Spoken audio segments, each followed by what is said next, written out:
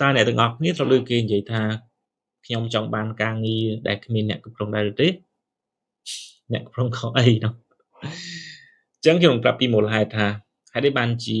មនុស្សចង់បានអញ្ចឹងតាមការស្រាវជ្រាវបែបវិទ្យាសាស្ត្ររបស់អង្គភាពជាច្រើនអញ្ចឹងការសិក្សានឹងបានបង្ហាញថាមនុស្សគឺគេសប្បាយចិត្តជាងនៅពេលដែលពួកគេមានអំណាចលើការងាររបស់ខ្លួនដែលភាសាអង់គ្លេសថា job autonomy ដែលមានន័យថាពួកគេអាចសម្រេចចិត្តក្នុងការធ្វើការងាររបៀបម៉េចកន្លែងណាពេលណាស្រេចតែគេ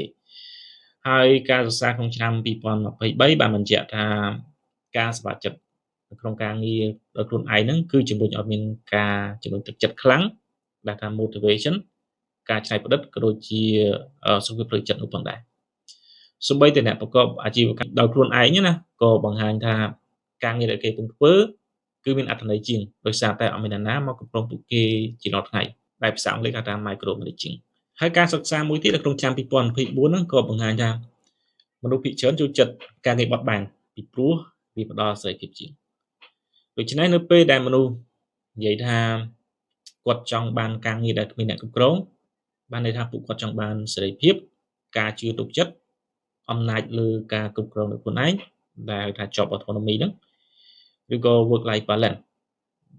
តែភាសាខ្មែរគេហៅថាត្រលយៈភាពជីវិតការងារ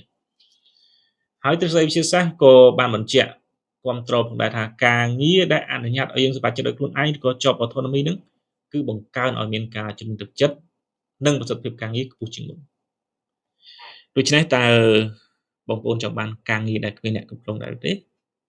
សូមបញ្ចេញមតិយោបល់ឲ្យខ្ញុំដឹងផងនៅក្នុង comment